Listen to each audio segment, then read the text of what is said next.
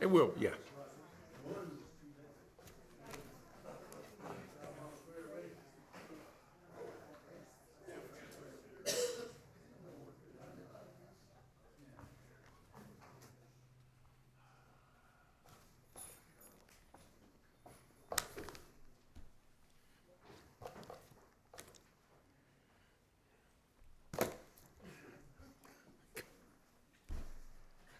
Don't make a thing out of it. Yeah, just keep going. Good evening. It's don't normally like to start new material on Wednesday night, but I guess we're going to have to do it tonight. I like to review on Wednesday night mainly, but with our meeting Sunday, it's well worth it. So I thought he did a good job, and it's good to meet Josh. I knew his dad, but I didn't know him before. All right, Rick and I were just talking a little bit earlier about prejudice. And on my original slide, there was a reflection of prejudice onto that bottom part. So that was going to be we're going to reflect on prejudice. So just pretend that that's there. Prejudice. What's the root word? Judge is the root word, and then if you put the prefix in front of it, prejudge. On slide 2, we'll talk about some of the other meanings of prejudice, but I think for now, I'm going to leave it just at that. Prejudge. With evidence or many times without a basis. A lot of times it's without facts. That's why we're prejudging. We're assuming. And many times when we are prejudiced or we prejudge or we assume, we may be guilty of the same thing that we're accusing others of. Oftentimes that's the case. So we're going to get into that. Now, but I want to get a little interaction here first. In areas of our life, what are some of those areas where prejudice raises its ugly head? Nationality? Okay, certainly nationality. Mm-hmm. Race. Religion. Politics. Oh boy. Education, for sure. What else? I've got a few more. I did not have that one. Ooh, that's a good one. You're getting personal now, Carol. Rick? Which side of the tracks that you live on? Right. It's not a problem when you're in your 30s. Age thing. Oh, I see what you're saying. You switch gears on me. Financial, possibly. Financial prejudice. Which side of the proverbial tracks do we live on? That can come into play. Regions? Like one person's from the north, the other's from the south? Well, it could be a regional thing. I didn't have that one, but I certainly would say that's possible. Yeah, for actually more to think about, I think it's pretty good, Tony. Carol? Race, creed, religion, sex. Certainly sex, particularly over the last several years, maybe not as much now, but if you were a male, you almost had to, seemingly, by the news, hang your head in shame. But yes, gender for sure. There for a while, it was if you were of a certain gender, you had preference in hiring, just a fact. Yeah, Lance. Yeah, I'll call him Johnny Ray. How you present yourself, and if you got a lip ring or a hanging, dangling earring or tattoos, people throw prejudice towards the way that people present themselves. It could be, yes. How we present ourselves. Do you think appearance, that may be a subset of that, but I'm going to go up another level. Do you think appearance can involve itself in prejudice? Yeah, we'll get to James in a little bit, but that's a good one. Yes, absolutely.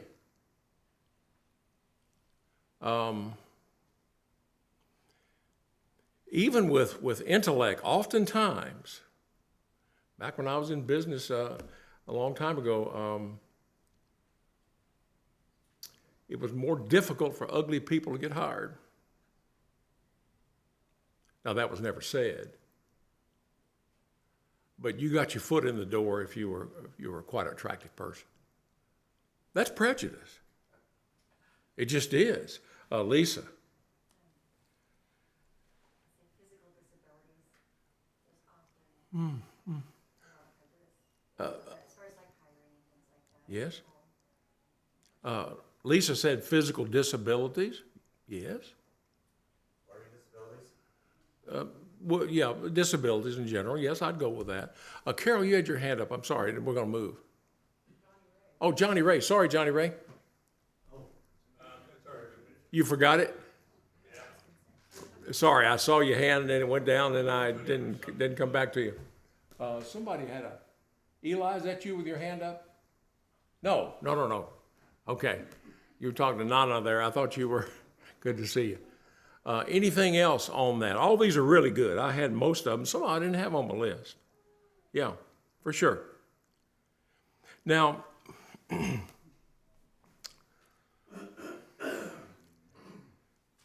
due to this list, is that inclusionary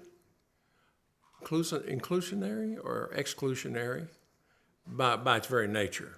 Probably didn't say that word right. Prejudice. Does that include or does that exclude?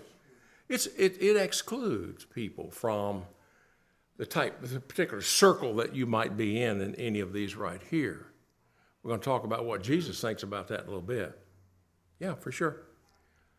What are some things some commonalities that in this overarching umbrella of prejudice, what are some things that people are actually searching for? Now, that's a little nebulous, but I'm going to give you one here in just a second. Do we all look for a sense of belonging? 100%. We want to belong. Maybe it's innate, probably is. What does prejudice do to that? It's 180 degrees from that, isn't it? You're not welcome in these groups, even though we all want that sense of belonging. Does prejudice promote understanding, or is it the opposite of understanding? Certainly the opposite. Some of these are like rhetorical, I get it, but we all want a sense of belonging. We all want to be understood.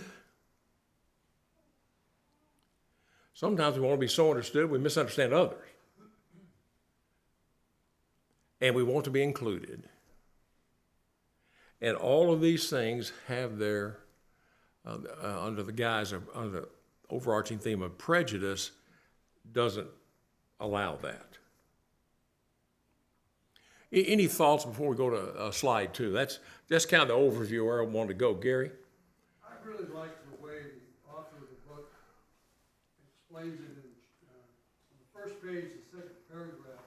He says it's an exercise in willful ignorance and conceit. I never looked at it that way before. But that really puts it all under one umbrella. An exercise in willful ignorance and conceit. Willful ignorance and conceit. That's heavy duty, but that's 100% true. Lance?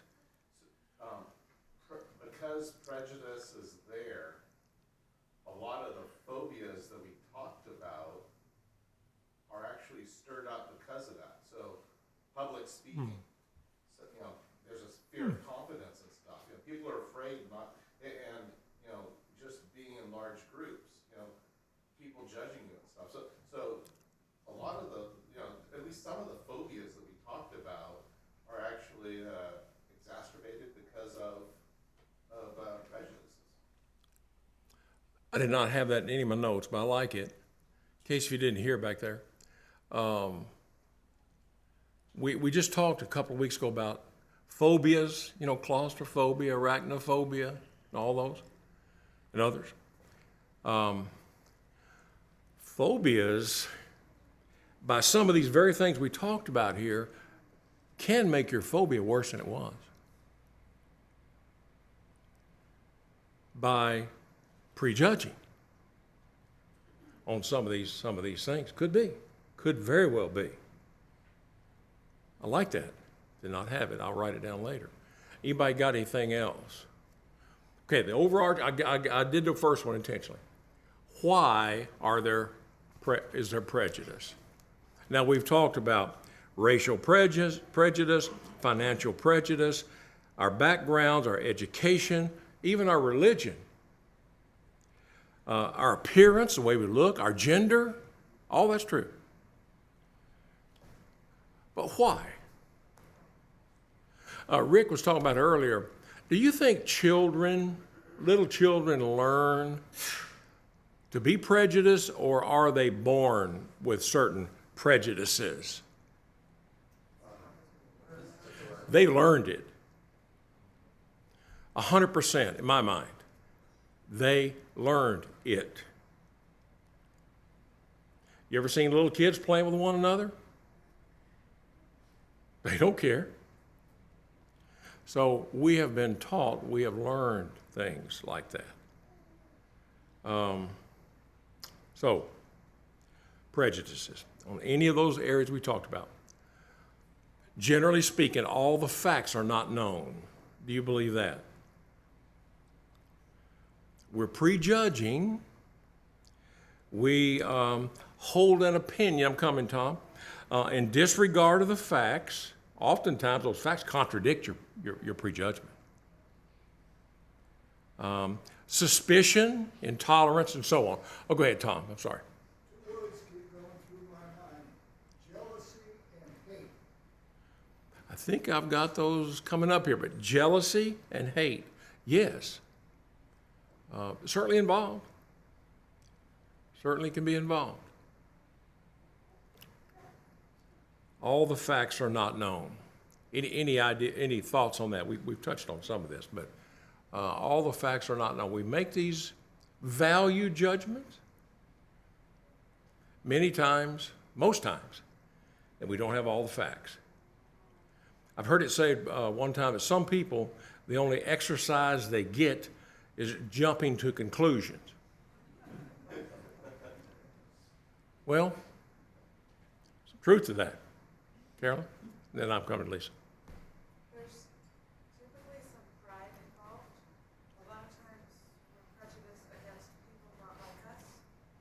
And if they're not as good, that means we're better. Pride can become involved, for sure.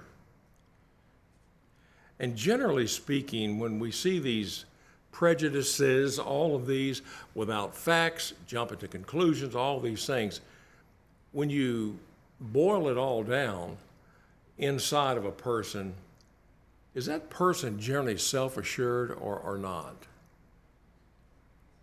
Generally, not so much. And these are ways of demonstrating their insecurities. Now, this is not a social studies class. We'll save that for college and all that, but sociology class. But we're going to get some religious things here in a minute. But yeah, let's see, who was it? Lisa. I was going to say, I think it all comes down to the pride in the heart, whether it's you deciding that you are best or elevating yourself and not being willing to see the other sides where people are coming from. But I think it's a prideful term. Yes. What did Jesus say in Matthew 7 about the second greatest commandment? Now, what was the first one? Fear God, love God, and love with all your heart, soul, and mind. Okay, 100%. And he said the second one's just like it. What is that one? Love your neighbor as yourself. What? That's what Jesus said. Yeah. Then he's mentioned the Samaritan helping the Jew. Yes. For sure. We're going to get to some biblical examples on slide 3 about those kind of things, but that's true, Gary. Someone mentioned about suspicion. Can that be a reason for prejudices, suspicion? And what do you think that means? I think, of course, that's involved, but help me out here a little bit. How does suspicion foster or encourage prejudices? Go ahead, Lance.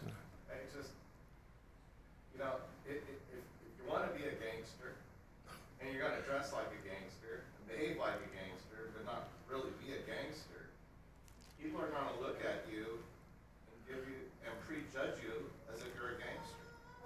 And so, whenever I think of gangster, I'm going to be suspicious of them. Like, what are they doing? Why are they doing the here? Why are they around here, right? And so, I mean, if you're going to, you know, if you're going to look a certain way, whether you're that way or not, that's where the prejudice comes in. But if you're going to present yourself one way that's going to make people suspicious of you, you might be the nicest guy around, but you know what? People are still going to be suspicious of you. Until they learn. Yeah, or one way or the other. Tony, real quick. To sum it up in one word, when there's suspicion, all you're doing is assuming. Assuming? Yeah? You're assuming that he or she is like that when you don't know them at all. You don't. Assuming. That's a good word. Intolerance. We all like people to tolerate us, but yet sometimes those can be the most intolerant people. It's prejudice. And as Gary mentioned a little bit earlier, sometimes it's just willful, 100% willful ignorance. I know that's what we in religion, we see that all the time when we talk to people. I know it says that, but, you know.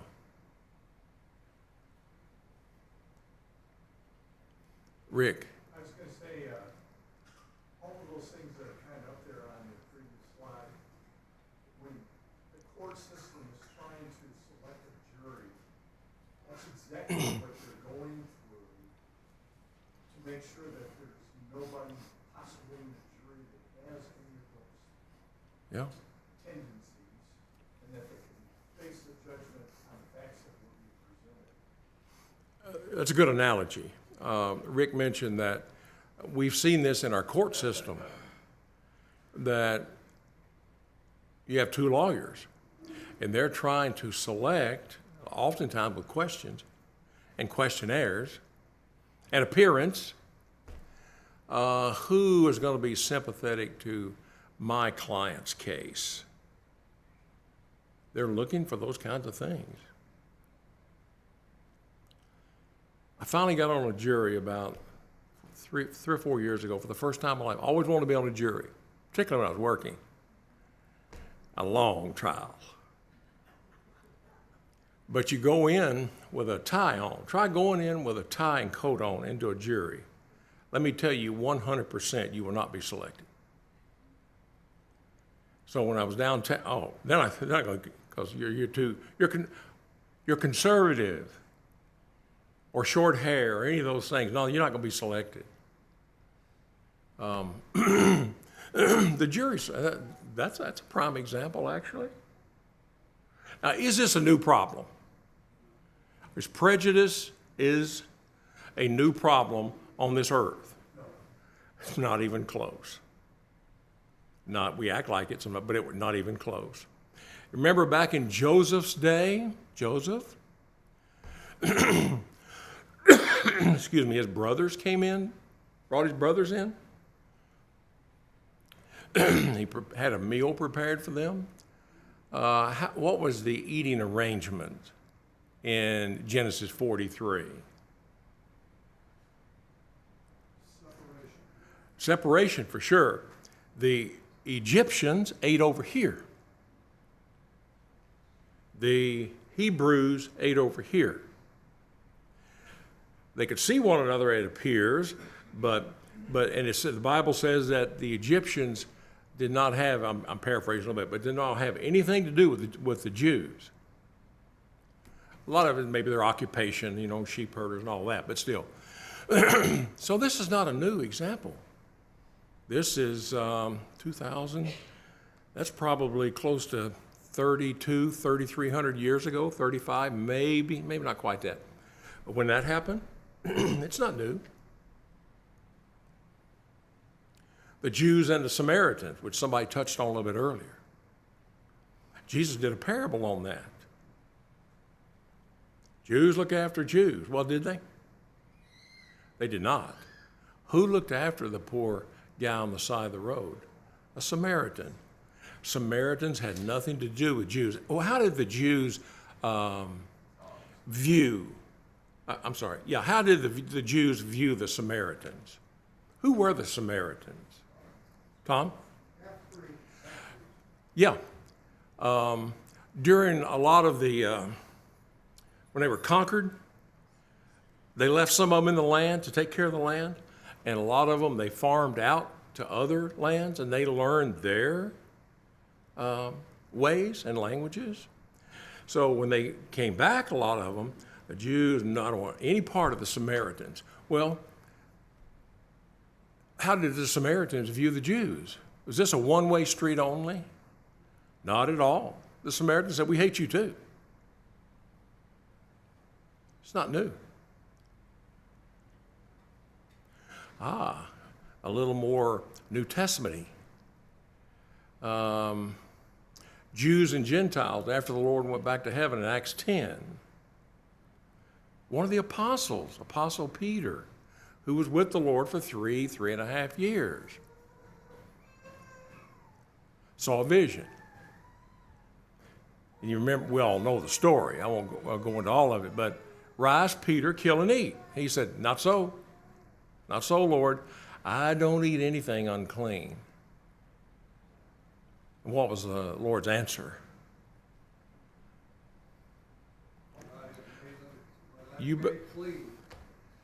Yeah. It's almost like your mama might have said when you were little, you better watch your mouth, boy.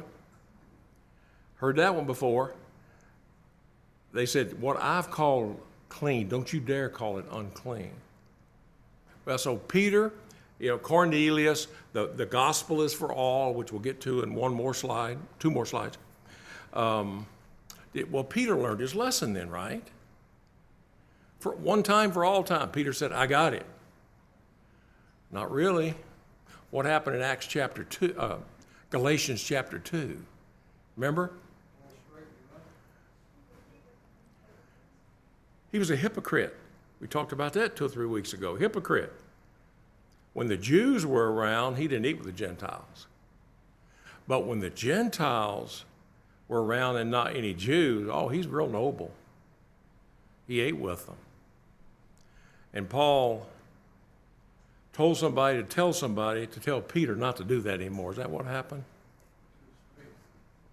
Paul looked at him right in the eyeballs and said, you're wrong here. And you got to stop this. And what does that do sometimes to the people around them? We touched on that a few weeks ago too. It's contagious. Even the great man Barnabas was caught up into that hypocrisy, prejudice, if you will. Pharisees and the publicans. What was their relationship? Publicans, tax collectors, that type of people. Total disdain. Say it again, Mike. Total disdain. The Pharisees disdained them, Nothing. and in so many words, they said, someday maybe you'll be as good as we are. In effect, that's what they were saying to the publicans. How did Jesus view that? He had several parables anyway. Lance? Do you have Titus 1:12 up there? I do not. Yeah. Well, you know them, they're Cretians, they're always liars, evil beasts, and lazy gluttons. Yeah. That sounds pretty prejudiced to me. As a general statement, was that probably true? Probably. But were they all like that? No. It was a prejudicial statement in so many ways. Yeah, Carol? Our reading this week of John 7 is full of references. Example, please. Just one, talking about when Christ come out of Galilee. Nothing good comes out of Galilee. Who said that?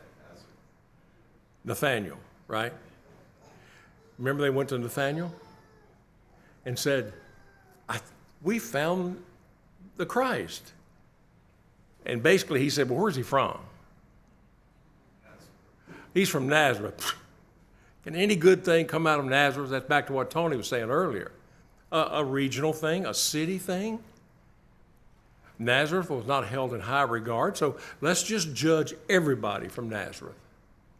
They're no good. And what was the reply to Nathaniel? I love this. Come and see. Come and see. Sometimes I think that needs to be our reply. Well, I've heard about this Church of Christ thing, and blah, blah, blah. We've all heard that. And you can get in this huge debate, which we've all done. Sometimes just better to say, why don't you come and see? Come and see. See for yourself.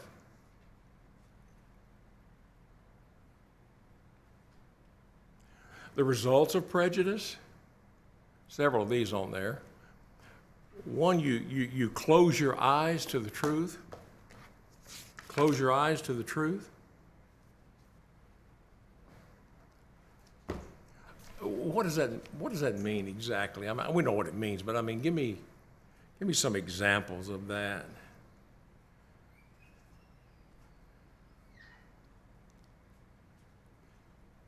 Lisa. All right, I'm just gonna throw this out there. So when I read the part about the Pharisees and the publicans, everybody has different political views. And I think that when I was reading that about how they were looking at each other and they were viewing them as traitors, and I think about the different political parties that we have, and what you're talking about, everybody's forgetting that God's the one in charge. So if you're like, I don't agree with Democrats, I don't agree with Republicans, I don't agree with, and they elevate yourself, you don't get to know the other person, the other side, why they believe what they believe, whatever the case is. I think bigger picture, yes, you can believe what you believe and fight for what you believe is true, but I think that we're forgetting God's in control and in charge all the time. And I think we're elevating ourselves and our opinions when we are in our minds and a lot of times verbally or social media, putting the others down. It's like, it's not our place to do that. Don't confuse me with the facts. We heard that one? Don't confuse me with the facts now. I've already got my mind made up. Do you see that? Have you ever been guilty of that? Possibly, yeah. Probably so. Dishonesty. Jason, sorry. One of the greatest closing your eyes to the truth, God used prejudice to set people apart. In Leviticus, he made them such a different people. You have to wear this certain type of clothes. You have to dress a certain way. You can't sit with anybody else. You eat this certain type of food. You can't eat this certain type of food. So to everybody else, they were such a peculiar people and set apart. It fed into prejudices that allowed them to be set apart from other people, but all those people that look at them, they refuse to see that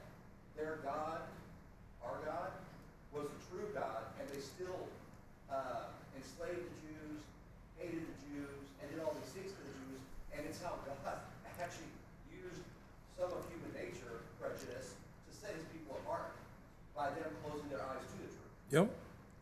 To me, one of the classic examples is a woman at the well. Jesus, at noon, normally the women went to get the water, but they didn't come at noon, generally, too hot. Jesus knew that. She's coming. He's at the well. Would you please give me some water? And what was her reply? Number one, you're talking to a woman, number one. Number two, you're talking to a Samaritan. The Jews have no dealings with Samaritans, her words. The apostles proved that when they got back. Yeah. Yeah, for sure. Brian. The nuance here that I think is helpful for us to see is that, like, in the mind of the Jews at the time, they were doing God's will by being separate. Mm-hmm. And we have the same calling, right? We're called to be separate from the world, different from the world, but we don't view the world in the way that it's us against them. Right. And neither should the Israelites ever have been that way, because God, when they first crossed over the Red Sea, called them to be a nation of priests in the world, which meant that they were supposed to be God's representatives to other people in a way that would lead them to know God, not in a way that would keep them at arm's length. And if we're so used to like keeping people at arm's length because we don't want their cooties on us, then we're no better than the Pharisees. And so there's a really delicate balance here. There is. Of staying pure, but also making sure that we have the right heart as a result of it. It is a very nuanced point. If you couldn't hear it from the back, I think it's a very, very salient point. We are called to be separate from the world. I think we all agree with that, right? You got to live in the world, but don't be of the world. We work in the world. We have sometimes worldly friends, our neighbors, what have you. But they're not our enemies. They're not to be avoided as people. In fact, what Jesus said in Matthew 28, go into all the world, preach the gospel to everybody. Whoa, to everybody. So we can be in the world, but don't be off the world, because that's who we're trying to convert. We're not better than them at all. What James say about the man that comes into your assembly? He's a raggedy guy. He's real raggedy, probably smells. And a rich guy comes in. We've had all those here before. Which one, if you're not careful, do you fawn over a little bit? A little bit more over the rich person. If the mayor came in and sat there, and we had a homeless guy came, which one we're probably going to talk to first? Probably. I think it's a woman now, but anyway, maybe her. James said, don't do that. This is the Lord's brother, James. That James said, don't do that. Are you a judge? In chapter 2, he drops down to verse 13 and said, be careful how you judge now, because I'll judge you that way. Is that the way you want it? No, sir. No, sir, I don't. Yeah. Good point. Good point. Brian? Even James in that verse, though, he's so close to doing the same thing he's telling people not to do, but he does it with such a deft hand. He says, are not the rich the ones who oppress you, the ones who drag you into court? And he turns around and basically says, you know those rich people, right? They're the ones who are actually, and so he's so close to just doing the same thing that all rich people. Every rich person does that, right? But he's saying it for a very specific reason. That's a really good point. I never thought of that, actually. 5 minutes. It's okay. Hypocrisy, we talked about that already. Galatians 2, we won't hit that one again. Anger, interesting. Interesting. Wait a minute. Being prejudiced persons can make you angry? Yes. We could all probably have come up with examples, but a biblical example is Jonah. Jonah tried his best to disobey God. In fact, he did. Not tried his best, he did. He preached to Nineveh, and lo and behold, what happened to those people? They repented. And Jonah going, that's not what I had hoped. I hate those people. Evidently he did. And God said, is it right for you to be angry, Jonah? Yes, it is. Ooh, dude, I wouldn't have said that. Rick? As you say, in today's world, that anger can lead to some things like someone killing somebody because of prejudice. Of prejudice, yes. Yes. It can result in murder. Happened right after 9/11 in this area, and it made national news. Yep. We see it on TV. Cain and Abel. And James calls all of that what? This prejudice. One word, I've got it up there, sin.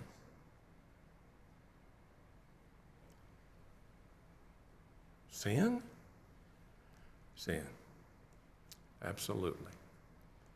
Now, we've got to really get going now. How do we overcome it? I thought he said this really well. I'll put all three of them up. I think there's three of them. God's not prejudiced. The gospel is not prejudiced. The cross is not prejudice. Jesus died on the cross for all of us. The gospel is for all. God is not a respecter of persons. He's not prejudiced. But all who do his will. Well, what if you don't have money?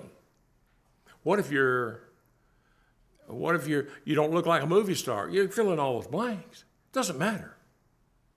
God's not prejudiced. The gospel's not prejudiced. The cross is not prejudiced. So therefore, ... therefore what for us?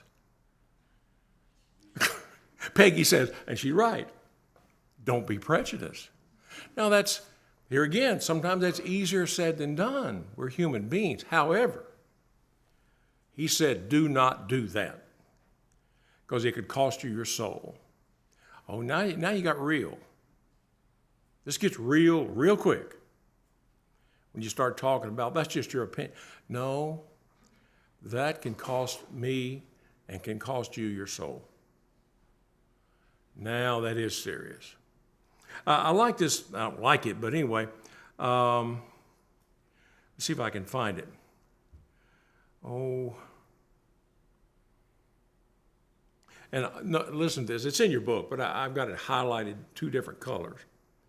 An honest man in error, comma, when he learns the truth, comma, will either stop his error or stop being honest. That's heavy. An honest man, well, he's an honest man. And we teach them the gospel. And he or she says, I know it says that, but I can't do that. Are they honest? Religiously, they're not. When you show them the facts, and they're legitimate, and they're provable, then we have to go where the Bible leads us, whether we like it or not. And not people, everybody's willing to do that. Be willing to change our minds, get all the facts, ... what? First. Man, got serious here. Got all logical here. Get all the facts first before we make judgment. Now, we have a right. Jesus said, judge righteous judgment. We have a right to judge according to this, in the right way, of course, but get all the facts first. Real quick, John. One thing that helps me to do this is to remember that everyone's created in God's image, in the Spirit. That really helps me to think about the right way about prejudice. Because if you think that, then I think you'll help to understand. Well, it will. We must emulate Christ. That's pretty close to what you're saying, John. As Brian said, we must be different from the world. Not prejudiced toward the world, not that, But we got to be different from the world. This world's not our home. This world is not, we sing the song, this world's not our home. We don't act like it sometimes. The world's not our home. It's very temporary. No, wait. But I've got a lot of stuff. Well, let me tell you what happens at the end. Newsflash, you leave it all here. And then the proverb writer says, who knows but whether a fool will come after you and inherit all your money and waste it all. Then what did it mean? Didn't mean a thing. Careful how we judge. That's go back to James 2 a little bit. And this is the last one. Praying to God for help to overcome our prejudices.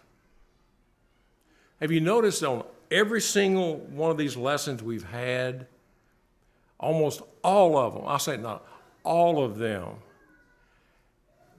pray to God to help us overcome all these things that we've talked about. Very important, very important. All right, I know that was only one lesson, but Sunday,